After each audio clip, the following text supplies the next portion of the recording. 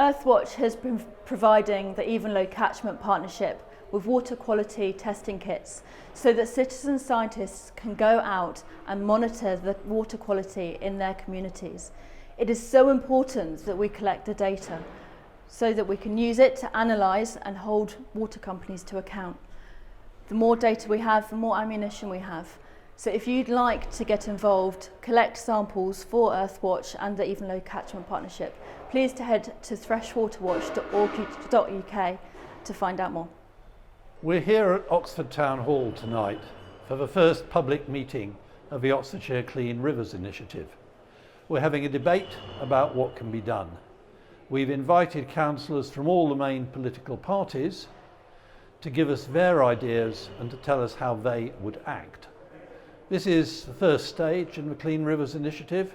For the next month, we're going to be doing a lot of monitoring of pollution in the Thames. And on May the 25th, we're going to have a great big Clean Rivers rally by the Thames near Donington Bridge. Evening, everybody. Are you able to hear me? Looks like it. Cool. Many thanks for joining us. Really nice to see you all. My name is Ned Wells. I'm one of the organisers of this event. I'm a local resident. I've lived in Oxford for 30 years, near to the River Thames. I was part of the team that got designated bathing water status for the Thames at Wolvercote. And I've rowed the full length of the Thames twice, so I feel familiar with it. I'd like to introduce you to three local people who know, use, and love the river, and are going to briefly give you, and when I say briefly, I mean 5 minutes each, their perspectives on the river. I will briefly introduce them and then ask them to do that in a bit more detail. So, first of all, we have Sasha Woods, who is Director of Science and Policy at Earthwatch. We have Ash Smith, who is founder of Windrush Against Sewage and Pollution. And we have Jo Sandelson.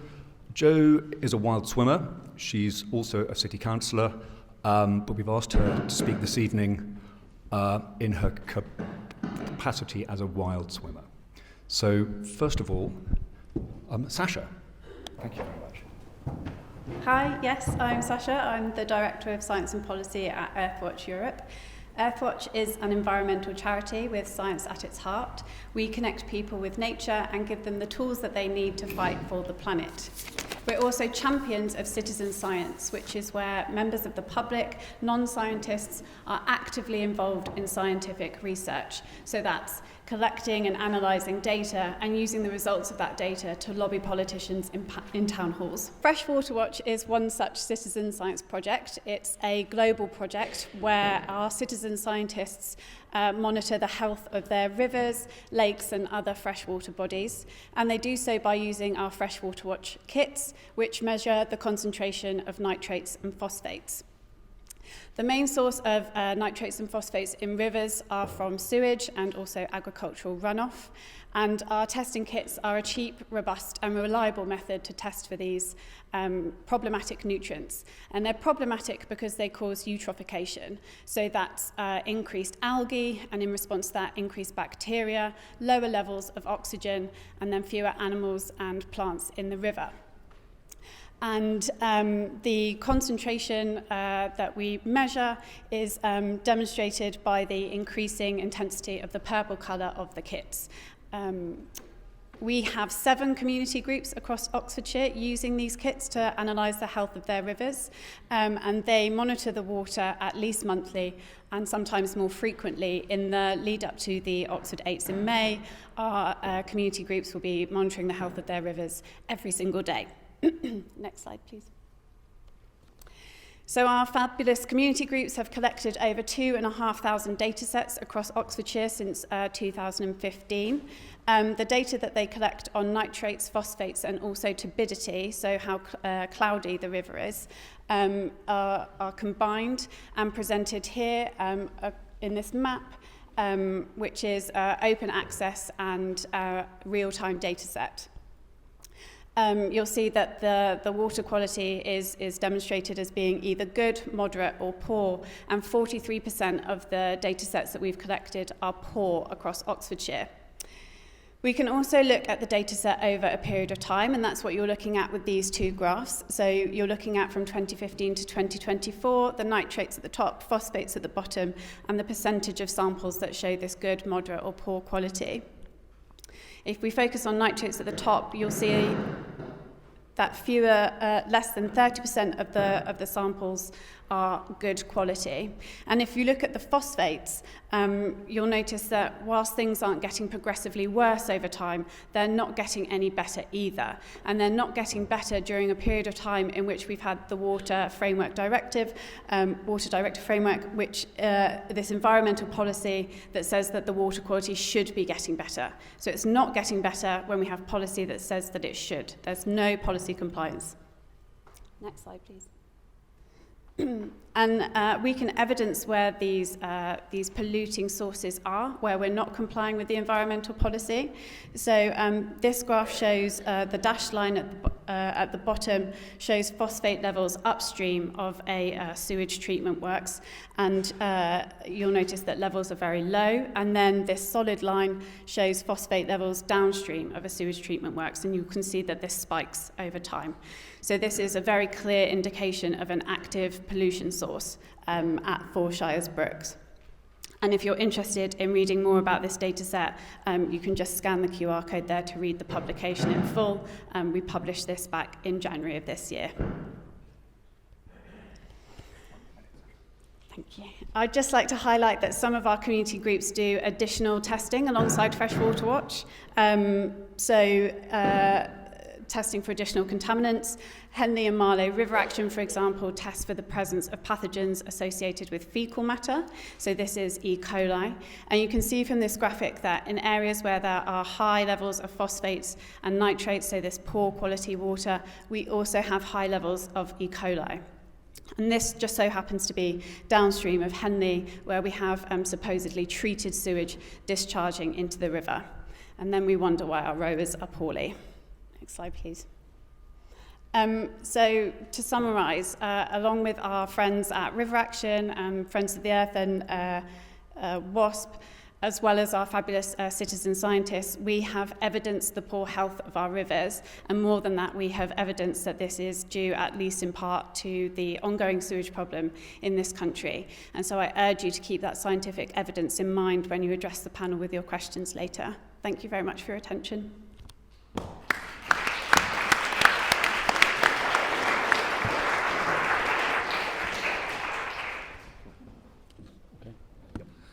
Okay, I'm Ash Smith from WASP. Can I ask, who doesn't know that water companies are kind of polluting for profit and wrecking our waters, and actually thought this was a wine tasting? Okay, that's good, because it's going to be fast. Okay, right, regulation of water is done by Ofwat, the economic regulator that's supposed to take care of regulating the water sector in England and Wales, and the Environment Agency, the environmental regulator, creating a better place for people and wildlife. Anybody know where that place is? I haven't seen it. Both of them have failed.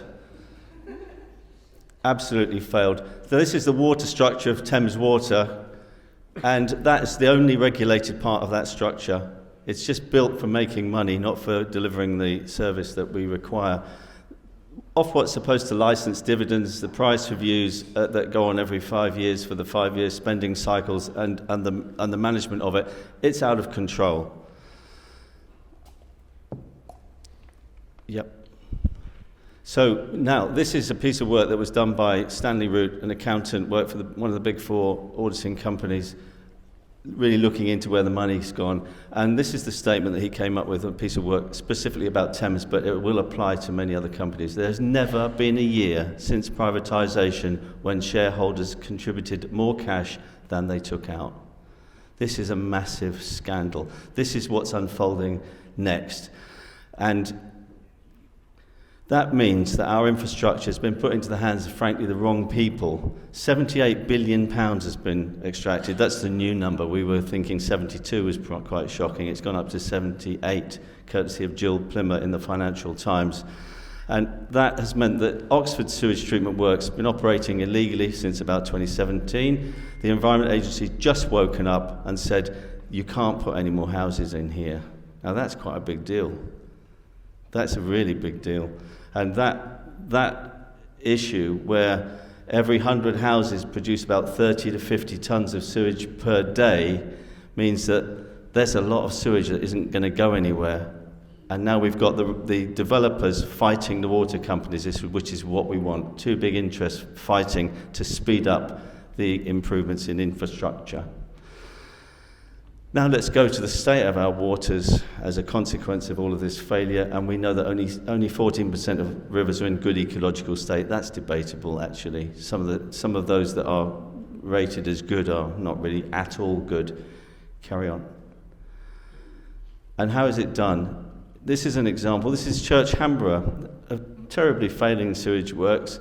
On the left-hand side, you've got treated effluent. That has to pass standards of quality in terms of ammonia, suspended solids generally, and biochemical oxygen demand. To do that, they're allowed to dump untreated sewage right next door to it. This is how ridiculous that situation is, and they're doing it illegally. That's the point, illegally, as was proved by Peter Hammond, Professor Peter Hammond, who's in the room now, who analysed the water company's data and discovered that they were breaking the law on huge numbers of offences that had been unnoticed by the water companies themselves, but also by the regulators. And he used artificial intelligence to identify what were called the dark spills, and that work has gone on. We're concentrating on proving things that actually we can use in law to force water companies. As you've seen, this whole thing is now starting to unravel.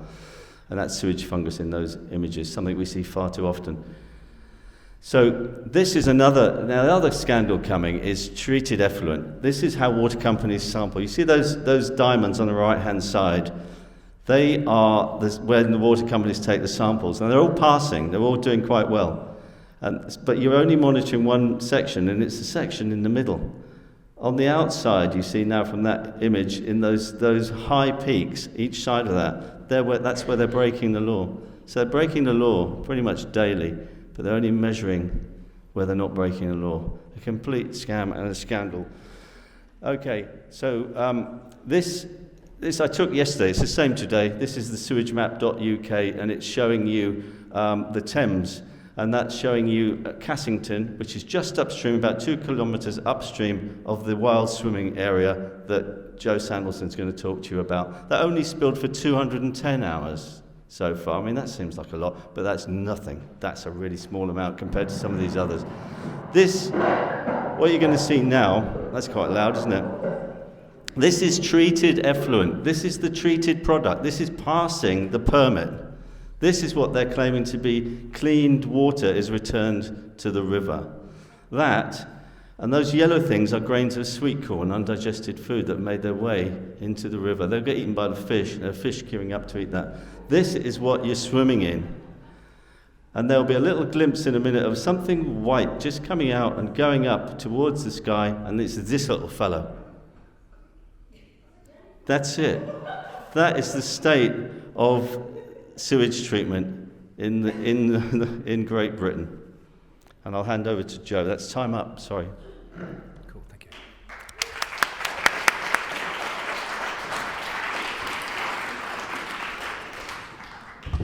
Thank you, Ash. Those slides and that video is one of the reasons that I feel I've come here under false pretenses, as well as being a city councillor, as Ned says, being a wild swimmer, though I haven't done it for quite a while, since seeing some of that evidence there. I'm have been swimming in Wolvercote. A magical river runs through an ancient town. It's the same river that begins with a trickle from the rocks deep in the heart of the country and flows nearly 200 miles around ancient hills and through open meadow land to the capital and out to the sea. This is the River Thames that I and my friends had been swimming in for years, for fun. We're just amateurs, meaning, as you know, just for the love of it. There are at least 3 swimming groups in our cul-de-sac alone, and you may be part of one yourselves. Is there anyone here who swims in the river or rows or paddleboards or just sits and watches the river fishes? So the vast majority of you. We started swimming in the river by Portmeadow in 2020 to fortify ourselves against the twin ravages of mental and physical depletion during lockdown. Through winter, when there was frost on the ground, and in summer until the water was too shallow, it felt marvellous to be immersed in nature, and nothing stopped us. Slowly we saw we were becoming immersed in something else. Let me show you 2 samples of water. One from my kitchen tap and one from the river at Wolvercote, both from this morning. Which one is from the river? River? Well, they look almost identical. But if you gave me £10,000, I wouldn't want to drink this one. E. coli intestinal enterococci in summer 2022 were found in tests by the environment charity Thames 21 to be at levels higher than it's safe to swim in. And the second bug was more than twice that safe level. The Oxford Rivers Project officer Claire Robertson confirmed from citizen science testing that Thames Water released sewage for 5,600 hours in 2021 and 200,000 hours, I think is the latest statistic from the Environment Agency. In our swimming group by 2022, we started to suffer the odd tummy ache and skin rashes. Nothing too serious, but we were hearing stories from other swimming groups who'd been badly affected. A neighbour, Dr. Kit Yates, who swims in the same place as us, reported a friend becoming seriously ill and contracting dysentery from swimming by Portmeadow. He says the series of bacterium, Shigella dysenteriae, could only have been picked up from the river. 3 of the Oxford University rowing team, as you'll probably know, became sick with E. coli in the run-up to the boat race this March, and high levels of the bacteria were found by River Action in the river, where they were training earlier in the month. As these are some of the fittest and healthiest athletes in the country, what chance is there for everyone else? Exactly 2 years ago, in April 2022, Wolvercote Millstream was awarded bathing water status after MP Layla Moran and others raised the issue at Westminster, and large numbers of people, maybe you were there, came out to protest here in Oxford. It gave us all a huge lift until we realised that the river water would only be monitored and not cleaned up. We're now waiting to see what will happen if and when the Thames water goes under. I'm sure there will be ideas put forward by others here this evening, including fellow councillors who you'll hear soon, panellists and yourselves. There does need to be a complete overhaul of the system, but what we can do is to hold the government to account on regulation. Kit Yates, by the way, went on holiday to Cornwall last summer and was sewaged, my verb, with his family. He tried to take Southwest Water to court, as Jonathan Jones had successfully done a few months before, and won £50 when they settled out of court. However, he had to sign an NDA, non-disclosure agreement. Kit himself was told by the water company he had no inherent right to swim in the sea, and denied the dumping had any impact on the bathing water. Chapeau for trying, Kit, and to Joe Bateman, who has taken Southwest Water to court too in protest to the spills. Maybe we should all take a stand. After all, the Titanic was built by professionals, but the Ark by amateurs.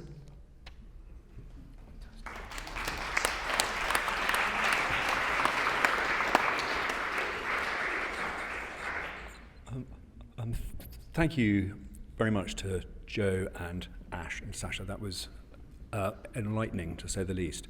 If you have questions, the forms are on please write them down and wave them in the air, and one of our stewards will pick them up. We've had half a dozen in already, so please keep them coming.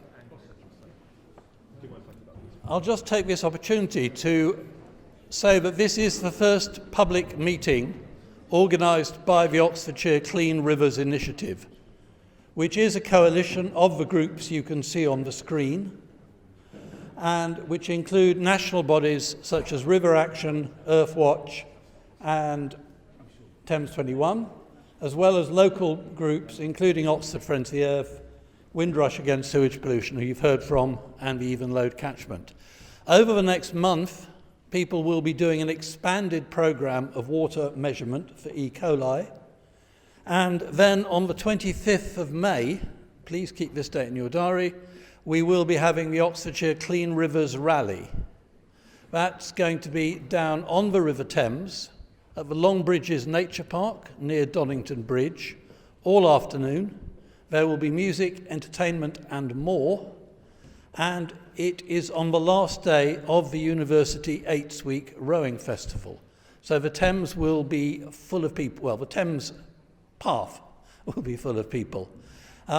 So please keep that free. We're hoping for a big turnout at the rally. There will be entertainment and food and drink and so on, but keep that one. So that's the programme for the Clean Rivers Initiative for the next few months. So now I'm going to hand over to James, who some of you will know as the Chief Executive of River Action, who have kind of come from nowhere in the last couple of years to be a very fast-growing charity and campaign group who've done some brilliant work, and we're really pleased that they've got involved in work in Oxfordshire. James. Thanks, Chris. Good evening, everybody. The order of this evening's been moved around a little bit. I was going to address you a little bit earlier, now actually, so I'm going to briefly before introducing the panel.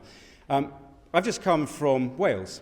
I've spent the first part of the day at Newport in a very unusual situation, and quite an honour actually. It was addressing the Church in Wales Parliament. I didn't know they had a parliament, and maybe some people here would. And the subject of the conversation to their 200 audience of bishops and clergy and lay people was about rivers and river pollution. And I was delighted to see that there was a huge amount of interest and uptake from all those people. And if you think about it, the church, I have cards on the table. I'm not a religious person myself, but I have immense respect for religion. And the amount of people present there, imagine how many parishioners they have, imagine how many communities they represent across the whole of the country of Wales. Now, I don't know about you, we tend to focus quite a lot on Oxford, I'm a local myself, on the Thames, on England. We don't often think about Scotland and Wales and the situation there. I was devastated to learn from one of my colleagues that about 40% of the rivers in Wales still suffer from pollution, which it may surprise some of you, bearing in mind how rural it is. Here, it's even worse.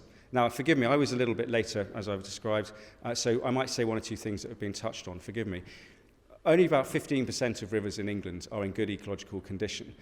Our organisation, River Action, would characterise the situation as a freshwater emergency, nothing less. The reason being twofold. One, water quality. Two, water quantity. Water quality, as you know, I'm sure well, the fact that you're all here shows you're interested in the subject, has never been worse. Just now, we've heard that 3.6 million hours of untreated sewage has been released into our country's water by the water industry. Thanks very much for doing that. And 26,000 tonnes of phosphate pollution are released by agriculture. Now, we're not here to blame and point fingers, but we do want to solve problems. So, for example, when it comes to agriculture, which of course does come a lot from upstream around here, we can't just think of sewage, we should also think of other pollutants. That agricultural pollution happens because of a systemic issue, one that is catastrophic, and that results, or is the result of, the way that our agriculture is run in this country and across the world. Farmers do not get a fair price. Have you ever thought about how much your chicken costs, that it might equate to a cup of coffee? That doesn't seem right, does it? How much does a pint of milk cost? And do you know how much of that goes to the farmers concerned? Very little indeed. So we're looking at about 1p in the pound of farm profits going back to farmers. The rest goes to intermediaries. How on earth are you meant to, as a farmer, make a living and nurture and cherish the landscape around you? It's really difficult. When it comes to water companies, we have a similar issue, but a very different one. And that is that if we have a geographic monopoly, as we do in England, where companies like Thames Water, of which we're probably mostly or all customers, I certainly am, that we have no choice in who we go to for our supply. It's not like energy, for example. So what happens then when you privatise an industry, as happened 30 years ago, and you fail to regulate? Well, just go into the ISIS, go into the Cherwell, go into the Thames, and you'll see for yourself. This is the direct result of deregulation. Funding cuts to the Environment Agency. 70% of funding has been cut from the Environment Agency's budgets. How on earth, again, are we meant to have a government that goes and inspects and monitors and enforces the law? It just doesn't happen, as I'm sure Ash probably would have touched on. If I know him well enough, he would have probably mentioned that.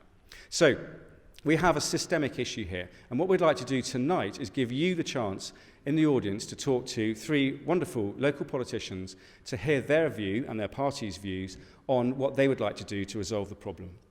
The idea this evening as well is a collegiate one. I'm not interested in between-party fighting, and I'm sure they wouldn't do it, but I've just said to them, and they'll be very well behaved, but I have been, as you probably have been, to hustings and things where things get a bit antsy. That's not what tonight's about. This is about how can we work together.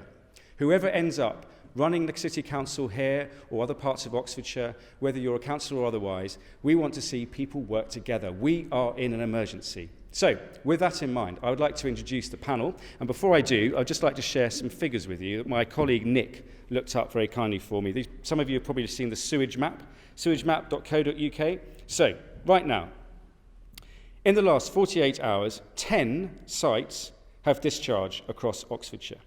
That's discharge raw, untreated sewage. Of these, there are currently 3 sites discharging right now: Clanfield, Chalgrove and South Morton. South Morton has currently been discharging for the last 112 hours. Now, I know it was slightly raining just now, but has anyone else noticed any really heavy rain in that time? No. Answer no. That particular site has discharged for 2,585 hours this year alone. That's one place. Now, let's go into the debate, shall we? So I'd like to introduce our colleagues here. We have Andrew Prosser, who is representing the Green Party. Yes, give us a little round of applause, please. We have Anna Railton from Labour. And we have Catherine Miles from Lib Dems. Let's keep that sort of attitude. Thank you. Let's keep this energised. So I'm going to ask each of you, if you could, just for a minute or so, to introduce yourselves a little bit, and particularly because these people might even vote for you, perhaps give them a little bit about who you are and why you're here. And I'll start at this end with Andrew. Good evening. So I'm Andrew Prosser. I'm a Green Party councillor in Witney in West Oxfordshire. And just to give you a bit of my background, I've worked 25 years with environmental technologies and helping mainly international companies reduce their carbon, water and nature impacts.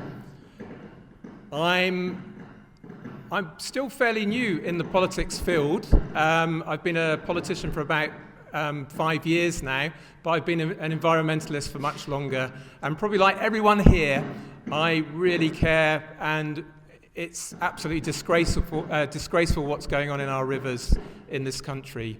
So, in terms of my background, in terms of involvement with the rivers issues, we are really fortunate and very lucky in West Oxfordshire that we've worked with WASP and we've known them, Ash and the team, for over 5 years now. And I think we were the first, the Green Party were the first to give Ash a platform and the group in terms of talking about what was happening in our rivers. So we have that background, and I've personally been involved, again with the help of WASP, where we've turned down, I think we were the first to call out Thames Water in the press, and we also turned down a housing development which did not have adequate sewage in place. Lovely. Hi, I am Councillor Anna Railton. I'm a city councillor here in Oxford. I'm actually the baby politician here on this panel, I think, because I've been a councillor for all of 18 months. So there we go. I'm also the cabinet member for Zero Carbon Oxford here in Oxford, which largely means I get to meddle in lots of things, which is a great pleasure to me. In a previous life, I spent an awful lot of time kayaking and rowing on the Thames and the Cam, actually. I have much less time for that nowadays, sadly, but I've spent quite a lot of time falling out of boats into the Thames, which is probably not very wise. And also, by a weird quirk of fate, I'm actually the daughter of a water company employee. My dad worked for Severn Trent for sort of 25 years, so I know a weird amount about sewage treatment plants. I think I'll pass on to Catherine. Yeah. Thank you, Anna. Well, I also rowed as well at university and remember being sick after having fallen in the river. That was up in Durham, so somewhere else. But I'm a city councillor since 2021. I'm not up for re-election this year, so you don't have to vote for me this time, but maybe think about my colleagues. So I'm on the Environment and Climate Scrutiny Panel for the City Council. So this is where we ask questions of councillors such as Anna and the council officers on topics where this topic hasn't come up yet, but I hope it does. But why am I here? Well, I'm interested in this professionally as well. In the past, I've worked for an international NGO on corporate disclosure and sustainability. And back in 2008, I co-authored a chapter in a book on sustainable investment, and it was focused on water. And very interestingly, when I looked at what I had written way back in 2008, I said a company discharging wastewater in local suppliers can rapidly find itself in conflict with local communities and regulators, and that's what we're talking about today. So interested in applying that perspective. Thank you. Does this work? Does this work? Yes, it does. I'll try this. So, thank you all three of you for introducing yourselves, and I hope that's given you all a little bit of a flavour of where each person's coming from. We're going to start with 3 questions. They're set questions that have been agreed by the organisers ahead, and then we're going to be having some questions that you've all submitted afterwards. So I'm going to start in the same order in this particular time, and then I will rotate. Andrew, and for each of you, what would your first actions be to tackle the sewage problem? There are so many things we need to keep doing at this current stage. Within this hall, there are so many great campaigners, and we need to keep supporting you, and you need to keep campaigning. This is a crucial stage, particularly because Thames Water is so close to going bust. So I would say the thing we really need to do at this stage is make sure we take this opportunity to take back the water operations within the Thames Valley, and particularly around Oxfordshire, into public control. If I woke up tomorrow morning and we had a Labour government, the first thing I would do is actually make sure Ofwat could do the job that it's supposed to do.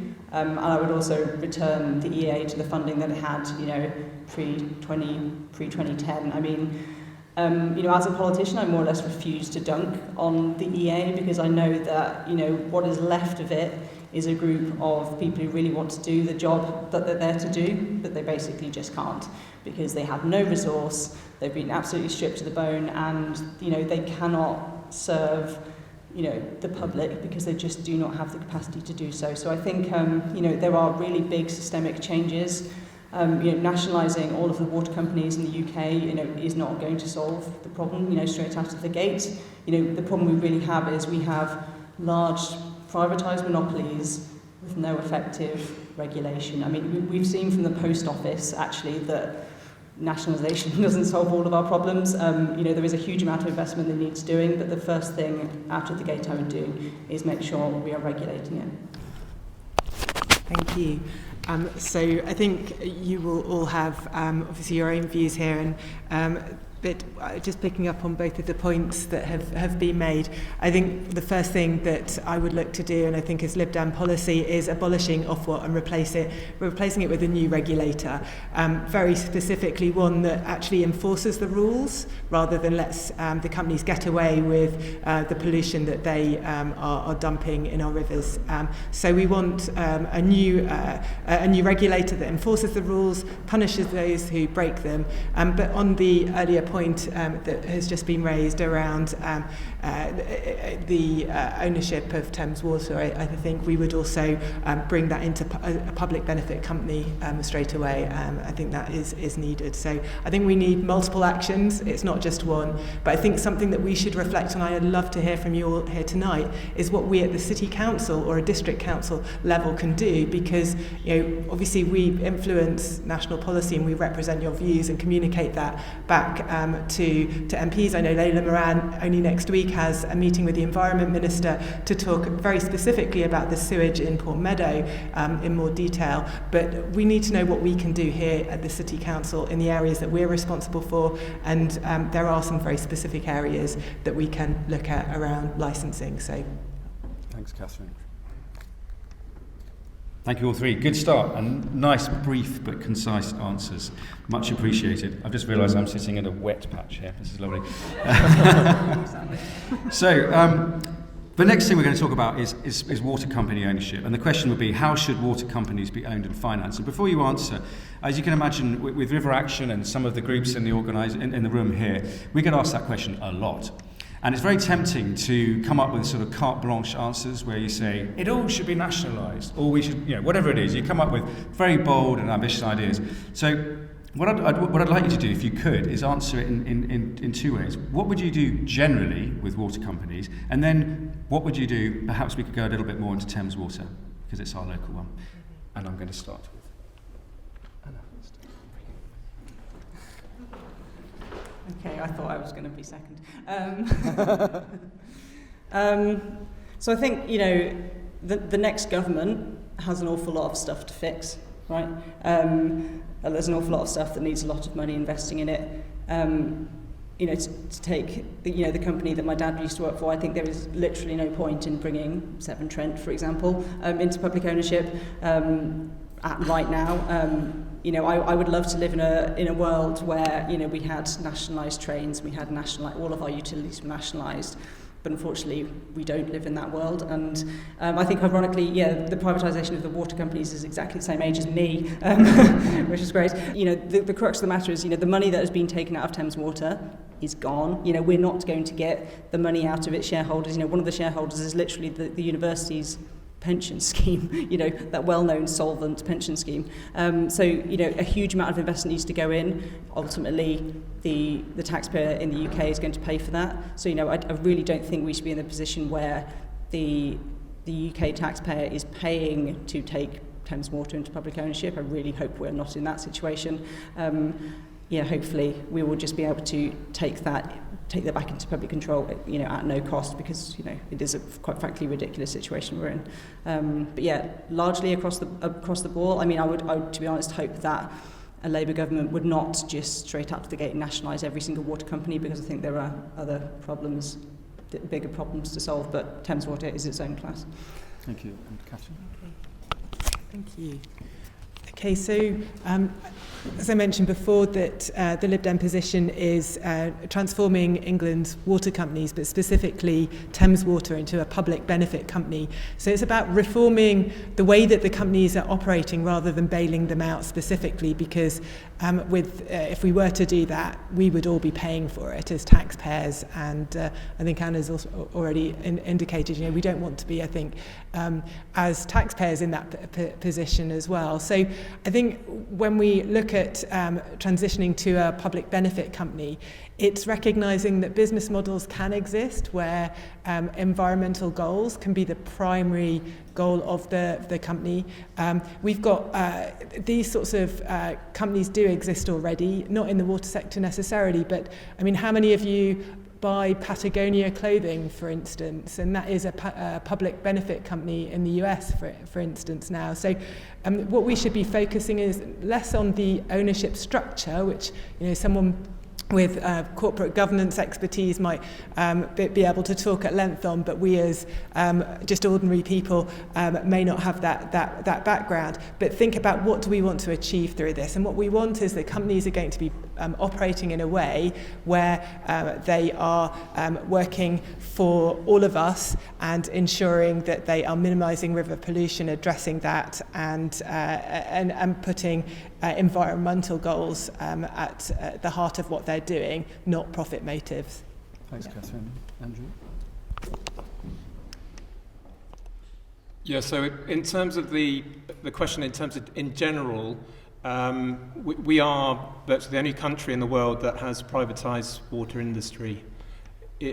It's a failed system, and we really have to move to taking that back into public control over time. With Thames Water, we have a really great opportunity to do that. I know we're not supposed to be political. I think Labour, I cannot see that Labour will not go down that route as well. I don't know why they're not saying it as well at the moment. It's a failed system. It really counts the kind of organisation that you have set up. It's in other countries. So, for example, in France, in Paris, 15 years ago, the Eau de Paris, the French, it was taken back into municipal ownership. And since that time, the water quality's improved. There's even been a drop in the price of water. It can be done. It can be done in bits. We don't have to worry about nationalising the necessarily all the companies at the same time, just like the rail industry. We need to do it in bits, but the type of business, the type of organisation does count. The regulation needs to be looked at as well, but the type of organisation, breaking it down. In Germany, they have 6,000 municipal-owned organisations across Germany. I could go through the whole list. We just got the wrong system here. It's a failed system. We've got to take this opportunity to bring that into public control and run that industry for the benefit of residents and resilience of nature as well. Thank you. We're going to move on to housing. Obviously a sensitive subject in an urban area as we are now. Some of you may remember towards the end of last year the great nutrient neutrality debacle. Anyone remember this? Yeah. So we had a proposal from the government that was passed on to the Lords to ratify, and thankfully through cross-party work, which we again would like to encourage here in the future in Oxford, to actually push back strongly and push against the whip in many cases, and to be able to say, no, this is not right. And what they were suggesting was effectively to assume that if you build a house, that for many years to come, it will automatically have sufficient sewage management, regardless of what your application says. I mean, that is effectively what they're proposing. Now, this has been pushed back by a cross-party movement in the Lords, and of course, because you probably know how ping pong works, it's going to come back again. We don't know when, but at some point we'll see that the government will try and get this through. So the question then is, based upon that, are construction, development, housing, mixed use, commercial, mutually compatible with healthy rivers? Catherine. Thank you. So in Oxford we have a housing crisis, but we also have this water quality crisis as well. So since we need both shelter and water to survive, and that's clean water, we have to address both, and we have to address them hand in hand. And both of the problems, both the housing crisis and the water crisis, are man-made, human-made. So we have no choice but to make them compatible. The question, of course, is how to do that. I think we've got the skills here to solve the problem. In Oxfordshire, we've got Harwell Space Cluster, and that's looking to explore outer space. And so if we're able to explore space, we can come up with solutions to ensure that they are compatible.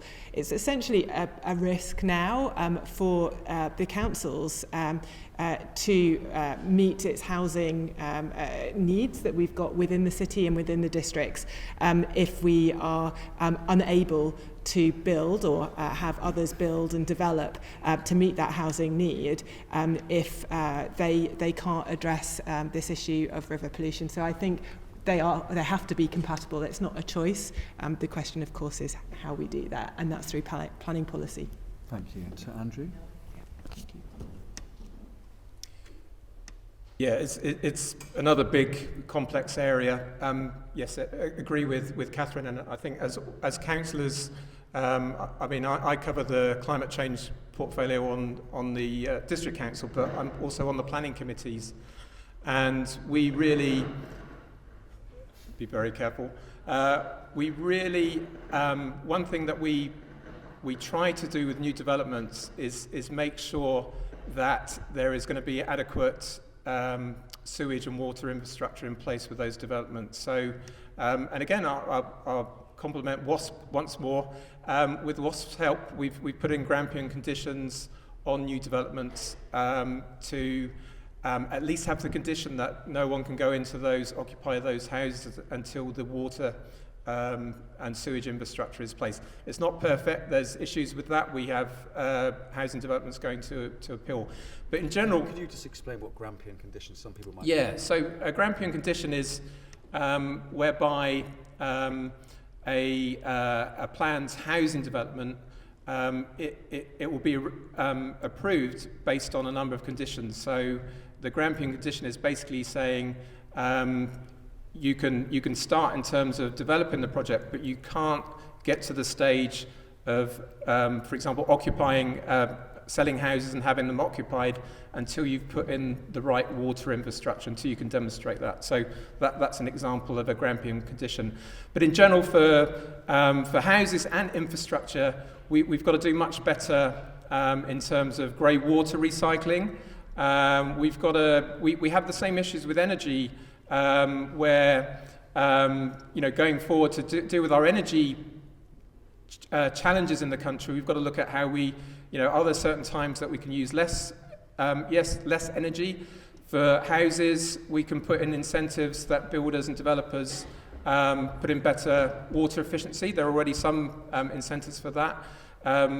So we shouldn't be using fresh water for necessarily for toilets, for watering gardens, that type of thing. So it's all those areas that we could improve in terms of the houses we build, but it's also infrastructure, so runoff from roads. It's making sure we have enough soak-away areas, enough, people not tarmacking over their front drives. There's a whole range of issues that we always struggle with, or struggle to deal with, but we have on planning committees tried to put them in place. So, a really big area and lots we can do. Thank you all. And before we go any further, just in case it hasn't become clear earlier, the Conservative Party were invited and send their regrets, nobody was available to join, but of course we did invite the Conservatives. So we're going to start now with some questions from you all, and we're going to start the first one about Portmeadow. What will you do to clean up Portmeadow's water and ensure it keeps its bathing status? And that's from Holly. Thank you, Holly. And we're going to start with you. Yes, so Portmeadow, I'll go back to we need to be doing what the campaign groups are doing, but I think the larger vision is in terms of the upper Windrush, the upper Thames, the Windrush, even though the rivers that are coming into Portmeadow, we need to look at putting in place protected area in terms of that catchment area. As councils, that's something we need to look at in terms of our local plans and the local nature recovery strategy. We need to, and that would basically mean working with farmers, working with the sewage system to prevent the pollution coming into the river. I think for Portmeadow, the big idea is we've got to look upstream from Portmeadow. How can we protect those catchment areas upstream from Portmeadow and protect them from the pollution that's going in there? That's what we need to do. Let me just apologise. I must apologise for really poor chairmanship and not allowing Anna to answer the third question. Anna, it's all yours. Take your time. Okay, so I'm now going to have a bash at the housing question. Building housing and not sort of polluting rivers at the same time is definitely a solved problem, right? Other countries manage to do it. I think, we do have huge, when we are trying to build housing in the UK, we have huge problem huge problems around sewage capacity. We're actually increasingly having huge problems around grid capacity. Places like Cambridge are having huge problems about water scarcity. You know, there are some really big infrastructure challenges coming down the pipeline. You know, how infrastructure is funded in the UK is totally broken. You know, it just doesn't work. You know, the planning system does not currently deliver the infrastructure that, you know, communities need. You know, we have this sort of, we have community infrastructure levy and blah blah blah, and you know, it just doesn't deliver the amount of infrastructure that's required. You know, everything is just kind of pushed onto housing developers, and it just doesn't happen. You know, I very much have a bit of a housing theory of everything. You know, housing, poor housing, housing scarcity, the housing crisis we certainly have in Oxford drives so much social inequality. You know, as Oxford Labour, we have, you know, the great privilege of representing, you know, the communities where, you know, there is genuine and real housing need. And I do talk to people, you know, who are sharing houses with, sharing bedrooms with like their teenage sons and stuff, because, you know, we can't move them on to bigger council, you know, the council homes, you know, don't exist. So I very much, you know, will push back pretty strongly about using, you know, water quality reasons as, quite frankly, yet another reason to not build housing. Like this city needs housing, this country needs housing. It is our like basically our moral duty to the next generation to build the housing that it needs. And I do understand that it can't be at the cost of polluting all our rivers, but like we just have to make it work. Thank you. And please, the Portmeadow question. Oh, so yeah, the Portmeadow question. I mean, I think largely I would probably not see Portmeadow in isolation, so I'm very sorry to the sort of like the Portmeadow people, but actually, you know, we just need to not pollute any of the Thames. Actually, you know, there needs to be the sewage capacity for, you know, the Oxford sewage work downstream of Oxford. You know, the pollution from, you know, Whitney shouldn't be coming downstream. We just need to not be putting sewage in the river anywhere, really. So. Thank you, Catherine. Thank you. So just thinking, first of all, on the community infrastructure levy, I think Wolvercut at the community forum there does receive some money that could actually be allocated for investments in and around the Portmeadow area, as will or can the money that goes to the neighbourhood forum in St Margaret's and Summertown. And so the money that gets paid there, if communities apply for it, could be applied for investment in water infrastructure, and that could be where retrospectively we have to look at separating the clean and the wastewater pipes in areas. So I think that's something that we should look at. Another thing that, which to the point that Anna's just made around, we have to think about this more widely. As a city council, as a local authority, we can look at misconnections. We've got some sort of regulatory power around that, and I don't think we're using it at the moment. So what I would love to be able to see is that we are proactively, as a city council, identifying those licensed HMOs, so that's houses of multiple occupancy, or any of the rented sector within the city, where there are misconnections, and resolving those. We have the powers to ensure that landlords do make those corrections to ensure that their misconnections are not polluting the waterways within the city, and we should be addressing that with our powers that we already have. Thank you. There we go. Right, monitoring. So as we mentioned earlier on, there's not enough of it, and there's a reason behind it, at least one, probably many, and that might have something to do with massive cutbacks on regulator budgets. So the question for you: how do we ensure that our waters are monitored effectively given the failure of self-reporting by water companies? Anna? I think this comes back to my very, very first answer to the very first question, which is what I would fund, you know, right now, which is, you know, you give Ofwat and the EA the capacity to do the monitoring required to bring enforcement against the water companies that are failing. And to Catherine next. Yeah, I think we need the regulator to step in here and require it. I think that just as within the financial sector, there are these reports that are required on that banks provide to the central banks. Just in that same way, we should be requiring the water companies are providing very detailed monitoring information on a regular basis to the regulator, and that should be disclosed. At the moment, I don't think, and you probably all know more than I do about the level of disclosure of this information, but I think we need greater transparency around the data. It shouldn't be up to you all to go and measure and find out yourselves. The companies should be providing that data, accurate data, and it should be required by the regulator. Andrew. Yes, I think we'd all agree that the one of the big reasons we're in this state is the poor regulation that is the poor regulation that we've had, and that's not the fault of the regulator. That was the philosophy of the government in defunding it and encouraging them to look the other way, and that's the regulator at the Ofwat level in terms of investment required and the way the industry operates, but also the Environment Agency, where they had huge cutbacks and this philosophy. But coming back also to the housing, it's also about regulation of compliance of building the houses. I think Catherine made the really good point about the connections, checking connections. That needs, also with building, with houses, and we all agree we do need more houses, more apartments, but they need to be quality. They need to be built with quality, and a lot of that is because of the way the industry is set up, with poor regulation as well. So it's, I guess the broader idea, and hopefully we can discuss this later, is we've now got so much knowledge and expertise in monitoring from the community and monitoring water quality.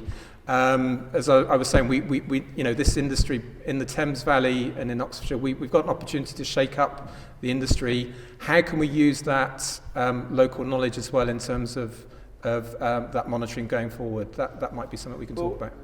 That's a very good question. I mean, should we just discuss that a little bit? I haven't got that here, but citizen science.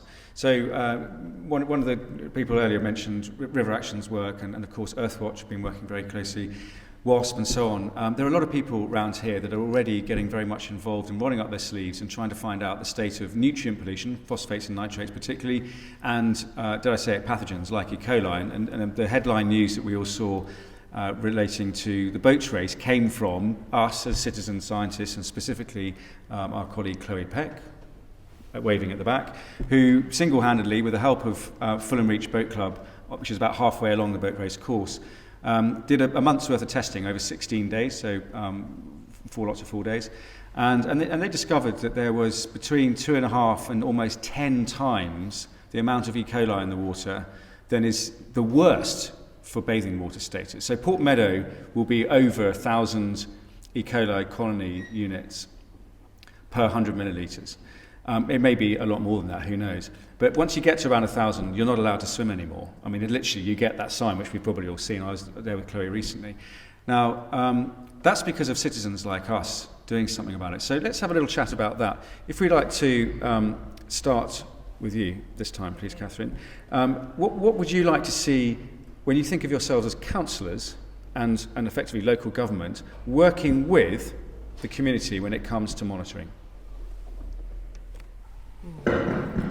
What would so as councillors, we represent you all, so we want to know where and what monitoring you think needs to be done and who is best qualified to do it. So I'd like to know that and understand what support that, given our very limited resources at the City Council, we can provide to enable that. So I see us as a convener and an enabler.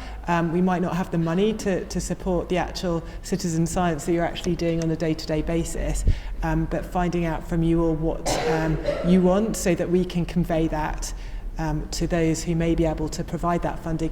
I mean, there are often grants available that the City Council does bid for, I don't know whether there are any in this area that we could be a collaborating partner on to provide that support. But if that's what you think that we should be doing, then that's something that we could work with you on. Thank you. And Andrew? Thank you. Yes, I think, one thing in terms of citizen science is obviously to keep the pressure on.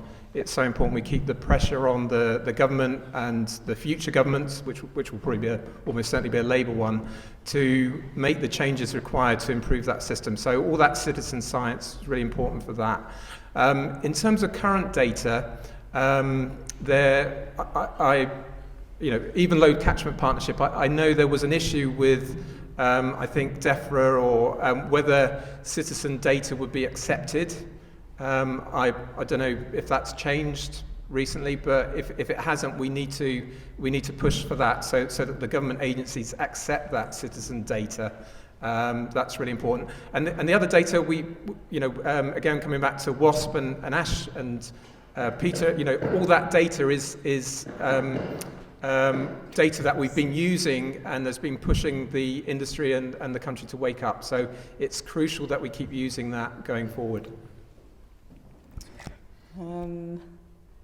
Yes, so I think, I would love to get to a point where we don't need to do citizen science to work out how clean our rivers are, because we just know that they are clean. So I think there's some I'm going to do the classic politician thing here and just talk about something else that I wanted to talk about. But there is some interesting parallels here with air quality monitoring. So I very much have a citizen science-esque live particulate monitor on the side of my house, largely because of the work that Chris Church and Friends of the Earth did. And I think, but the problem we have found with it, which is exactly the same as what you just said around sort of the use of this data, is, so data is super important for policy making and, evaluating stuff and, and taking action, right? It's not, we're not like collecting data for the sake of it.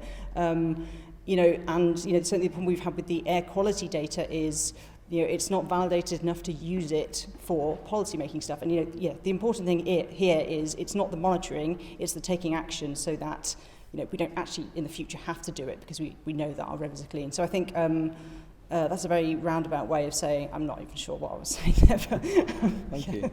Oh, I was just going to say actually, but, I really do love the sewage map that's come along. That has been a really good sort of bit of public engagement. So the person who made it is probably here, but that has been really good at actually pushing this this issue really high up the public agenda. It's a really good piece of data visualization. You can just click on a thing. There's a little poo emoji. Everybody loves it, and similar to what Andrew says, it keeps it in the public domain. It keeps people talking about it. And I think that's really where the value is. The value from this data is the action that comes from it, right? So. Thank you. I've got a question for Ash. Is there any part of my water bill that I can refuse to pay due to river quality, lack of investment and shareholder payments? I'm not asking that, someone in the audience did. That's an interesting question, isn't it? Well, if you don't normally pay for things you don't get. And it's a pity we can't pay by credit card, I think, because we could probably ask our credit card companies to get a refund. There are plenty of people who are withholding the sewage component of their bill if they're living in an area particularly where their sewage works is operating illegally. So there are places like Fairford, Whitney, Church Hamborough. There's a long list operating illegally for various reasons. Either they're dumping sewage in dry conditions or they're not treating enough of it. There are, I don't know the name off the top of my head, but there are groups on the internet that you can see that one of the things is being led by Julie Boissema, who's a scriptwriter for EastEnders down on the near to the kind of south coast. And I think Bob Geldof held a thing where he said something rude about Southern Water, which I can't say in here. But he made a point, and as I think even Dieter Helm, Professor Dieter Helm, well-known economist, government advisor, said he's quite surprised that people are not doing this and that it wouldn't take very long to shake things up a bit. There's a great deal of fear instilled in government and in the other political parties. They're being lobbied really hard by water companies trying to keep this golden goose going. The stupidity of privatisation was smelled right across the world The government of China is a shareholder in Thames Water and other water companies. Abu Dhabi Sovereign Wealth Fund, the list goes on. Germany, Canada. What do governments and politicians need to know about shareholders that put in less money than they take out? What do they add? Why are we so desperate to keep them when we know that the £190 billion that has been invested since privatisation is bill payers' money? It's not shareholders' money. As Stanley Root showed for Thames Water, Professor David Hall has shown the same thing pretty much for every other water company. The shareholders do not add, they take away. And they don't want to give that up, so they're frightening them. They are lobbying hard with senior politicians to must keep this thing going. We can't do without us. Everything will collapse. And it's not the case. Every other country that does this through public ownership, non-profit ownership, mutualisation, whatever. We don't say nationalisation because nationalisation has been tainted with a bad feeling, because before water was privatised, it was squeezed. Margaret Thatcher would not let the water companies borrow money and then complain that they weren't doing very well. They could have carried on, but they were strangled. And then on privatisation, that stranglehold was taken off, and there was a brief blip of improvement as the ownership went into generally Joe Public's hands. It was sold to Joe Public to kind of sweeten the blow that you were buying something that you actually already owned. Sorry, I went on a bit. You should be up here. Thank you, Ash. Would any of you like to comment on bill payers and things that people can do at home? We don't have. We can just free for all. Any of you like to say anything? Yes, you'd like to. Yeah. One issue that we do here, and Ash was alluding to it there, was really how we're frightened into not taking action, and this whole industry has failed. We need to take action. We shouldn't be worried about. We don't have to. The value of Thames Water is going down. We don't have to worry about that sort of side of it. So, in terms of paying bills, I mentioned the case in Paris earlier, where actually bills came down over time after it was in public ownership. There's a lot of waste. There's a lot of money being channeled out the wrong direction. We will have to pay a lot of money to improve the water industry, but we shouldn't be frightened of the stages. And and in terms of paying our bills, I'm not going to say don't pay your bill here, but don't be scared of what the industry is saying about sort of the costs and the investment required. It can be done, and in Oxfordshire, what we can do is we can break it down into smaller parts and deal with that industry and that infrastructure. It's a big challenge taking over the whole industry, but we can do that. So I won't say don't pay your bills. Keep paying your bills, but keep the pressure on to change that industry. So, we need to somehow improve the infrastructure, the water infrastructure. We know that Oxford is built on like a Victorian sewage system, isn't it? It's collapsing. On my street alone, like the sewer just keeps on collapsing again and again, and we've constantly got Thames Water trying to fix it. So somehow we need investment. I think the real question is, who is going to be paying for that? And it shouldn't be the taxpayers. We should be finding a way of I don't know how we can claw back some of the money that's already been taken out. I think that's probably impossible, but we do need to invest. So we mustn't forget that. Would you like to say something? I guess I don't really like being a bit of a doomsayer, but Thames Water does need billions and billions of pounds of investment to, even bring it up to like current capacity, let alone future capacity of Oxfordshire. And we have to be a bit real with people about who's going to pay for that, because unfortunately it is going to be the taxpayer, and it is going to be people's bills as well. And you know, unfortunately, the great sort of, but not political risk here, but you take Thames Water into public ownership, as it probably will end up being, and the bills are going to go up. Brilliant. So who then gets the blame for that? Unfortunately, it will be the government, not the shareholders that asset stripped it in the first place. So I think, I don't know, I think we do have to be a bit real with people that the infrastructure does need paying for. We do need this infrastructure, and unfortunately, I think our bills, all of our bills in this room is going to go up, unfortunately, I think. Thank you. Just hot off the press, we have a question that's directly related to this from David Gasker. Thank you, David. Would the panel support raising of water rates to fund all the investment that is now required? Catherine, your turn first.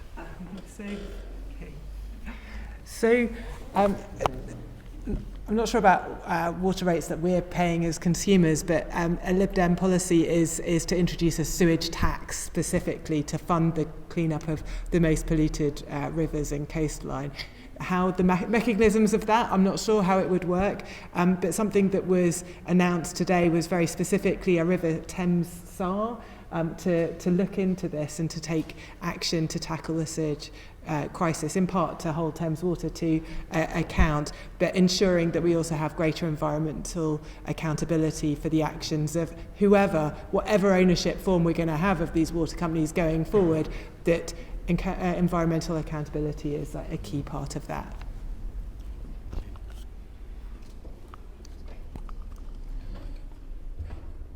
Yeah, I think it comes back to this in terms of the industry, in terms of the water bills. So the current industry is trying to push us to raise those bills by 40%. So that is saving that industry. We may see increases in our bills, but we certainly should not be using that money to pay dividends and to pay off the debts of that industry.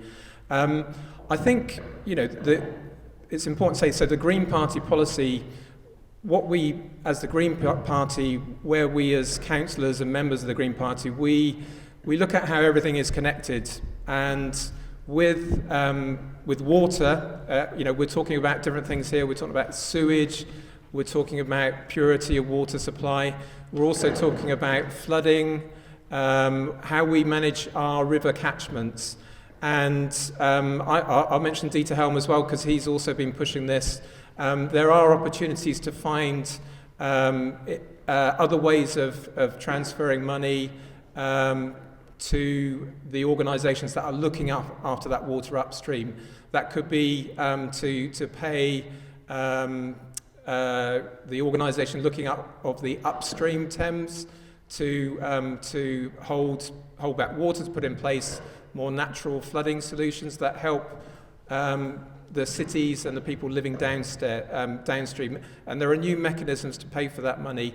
Also, I think with a new industry, we can bring in terms of that capital investment, there's the opportunity to bring that in through bonds, through benevolent investors who aren't going to invest in obviously in a private company, but when it's owned by the community in smaller areas, there's an opportunity to break that down and to bring in new forms of investment to help us keep the rates down. I think I've sort of largely said it earlier, but I guess I must disagree. I mean, I don't really see how doing some nice upstream flood alleviation stuff is going to pay for the billions of pounds of upgrades that needs to happen to even the Oxford sewage works. I mean, I think my colleague Mark Hull knows the actual numbers better than I do, but it's just ridiculously under capacity. I think we do have to see this as an investment. I think it's super important for the actual growth and long-term security of this country to actually have functioning infrastructure. So I think we do have to see it less as just sort of pouring money into the sea, but actually we do actually need to do this. But I think we do have to be real with people about where it's going to come from. Thank you. Right, we have a slightly different angle for this one. It's about justice, or the lack of it. Do you consider the unregulated activities of water companies in releasing sewage an issue of environmental injustice? And how would you go about achieving justice for the river and the residents? Andrew? The short answer is yes, the Green Party's policy is also in terms of the rights of nature and the rights of rivers, the intrinsic right, not just for us as a community to have clean water, but it's also for nature, for rivers. So we have a policy where, again, it's in terms of shifting the mindset that we talked about private companies running our water industry. It shouldn't be that way. We need to sort of make sure that our network of everything we're doing around water, sewage, flood mitigation, water retention within aquifers, that we're doing that not just for residents, but we're also doing that for nature as well. And that has rights, and we need to look at how our policies and regulation links to that as well.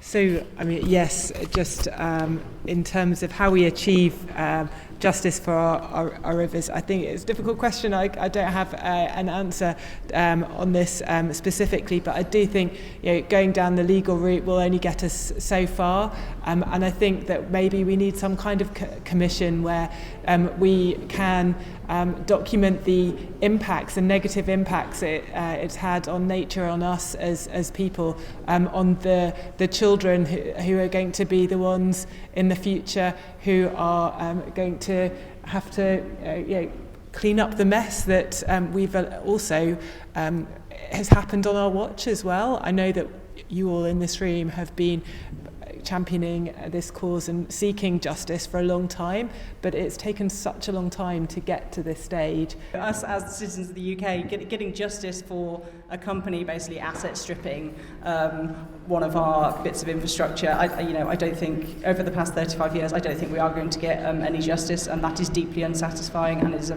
pretty depressing state of affairs to be in. I think there is a sort of like larger legal point about rivers as an entity having rights. I think I'm definitely not qualified to talk on that at all. But I mean, there's other stuff going on as well, right? The River Wye is dead because we have very much prioritised the ability to buy cheap chicken and cheap pork over any sort of regulation or any sort of pricing in those externalities. And I think yes, there's some interesting conversations to have there as well. Thank you all three. Thank you for persisting with the microphone. I think we'll do one more question from this, and I think that the term was mentioned a little bit earlier by Catherine about a czar. So does the Thames need a czar like the River Wye? We've just heard that we now have a new appointee. There's apparently lots of new money coming out for the Wye, although if you actually dig into the detail, it's not very substantial, and it's been announced before. But let's just imagine a scenario where we have a government at some point in the near future that will actually do something for the Thames. What would each of you like to see as far as a czar? And feel free to interpret that question quite broadly. And we'll start with Anna. The czar should fund the EA. It should also set some pretty robust timescales for delivery of various bits of upgrades. I think that very much is the problem along the Thames. It's the fact that all of our sewage capacity is massively under capacity. The stormwater runoff just goes straight into the open sewer, so there's no capacity. So I think, yes, setting the regulation and robust timescales for dealing with things is what they should do. Thank you. I'd like to see them attending Thames Water board meetings and having an active, proactive voice. In the Netherlands and in Germany, I understand that organised labour has a board position, and in the same way, why can't we have our environmental expert, our Thames Water czar, sitting on the board of one of these companies and ensuring that the views and the environmental interests are taken into account in all the decisions that are being made at an executive level within the company. I'd also like them to be following up on very specific reports of certain infrastructure failings and sewage, but there's so much of that going on. They'd be, I think, inundated with work on that. So I think we have to come up with a tighter framework as to how that would work in practice. I'm not sure about Azar, but we certainly, in terms of practical steps that we should be taking now in terms of Thames Water, we should be setting up a shadow governance organisation, which I think Catherine mentioned, and again we can go to, we only have to look at other countries, how they do it. In Paris, that governance organisation is a mixture of employees, of environmental experts, of trade unions, of councillors, of hydrologists, people who know that industry. So I'm not so sure about Azar, but certainly that's one of the steps. And we do need to work together along the Thames between our campaigning organisations and our local authorities to start setting up that governance now. Because, again, we're coming back to where Thames Water is. We've got to start preparing. Thanks. And then one more from me, and then we're going to wrap, and each of you can have a closing statement. We started off this panel discussion, and thank you all very much for coming to us in the right sort of spirit for everybody. This looks like we need a high degree of collaboration. So an interesting challenge in a world in Britain where we are brought up to and then conditioned into believing about the rights and the role of the individual. Whether that's the individual person or the individual party, it's very rare to see people coming together. In fact, it tends to be something drastic like a war, that when people tend to really galvanise and literally dig for victory. So a final question from me to each of you then is, what will you do in this next term to work together across parties to help tackle this very considerable problem that you all quite clearly embrace? And to stop. So I want to take back to City Council colleagues a request or an action that we come up with a City Council plan of how we can tackle some of this at our level of governance. So we don't have responsibility for nationalising or not Thames Water, but we do have very specific areas of environmental responsibility where there is like for instance around waste collection, environmental health. We manage block drains in coordination with the county council as well on public roads, and we have our planning and housing licensing functions. So I want us to come up with an action plan of what we can do to address river pollution related to these functions that we are responsible for at the City Council. Thank you. Thank you.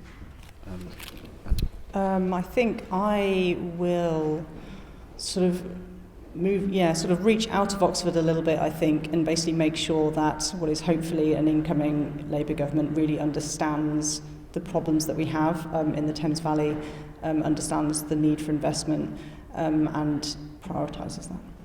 Thank you. Andrew?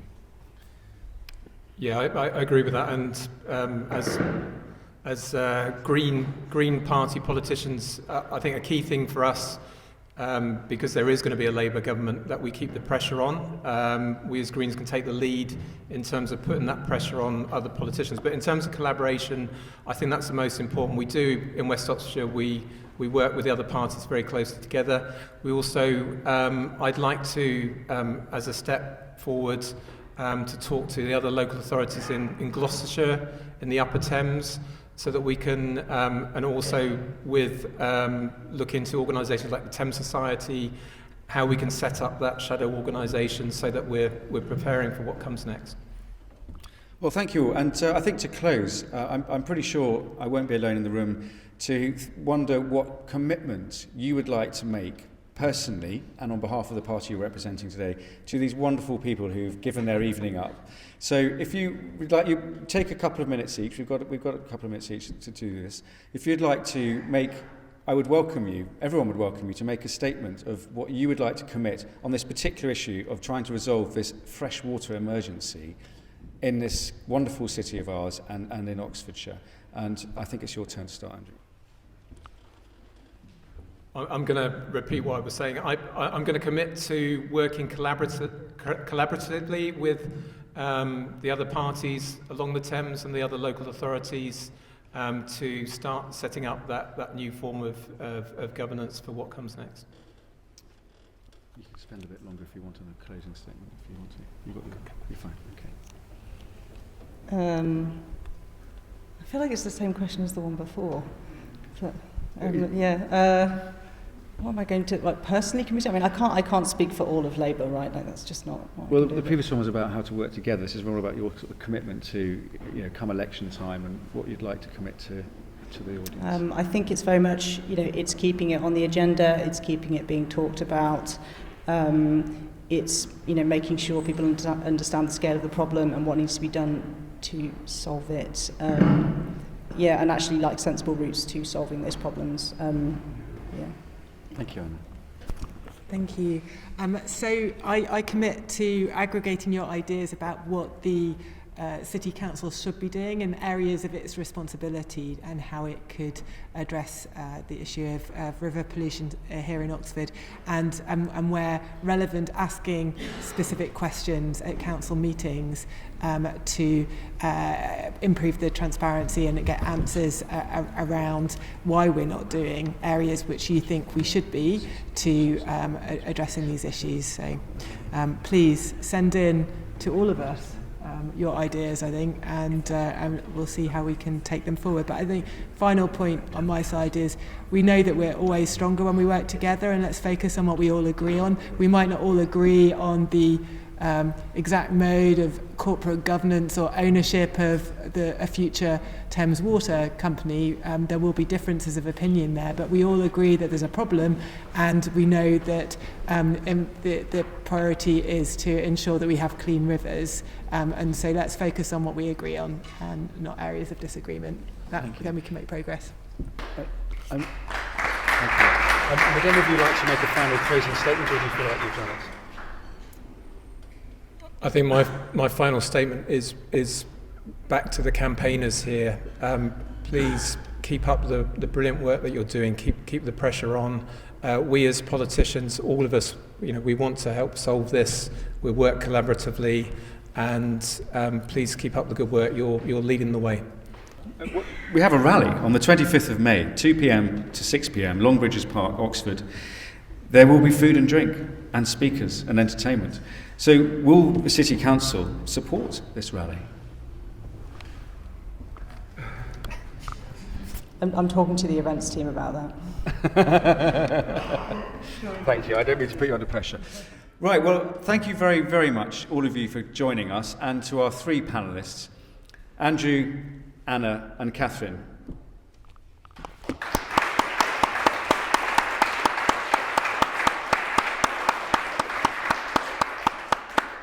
So having had a fantastic evening here in Oxford City Hall, we encourage anyone watching this who lives in the area, when you go to the electoral box on the 2nd of May, make sure the top of your voting priorities is a healthy River Thames, because it matters more to your life and your livelihood than you could possibly realise. Thanks very much.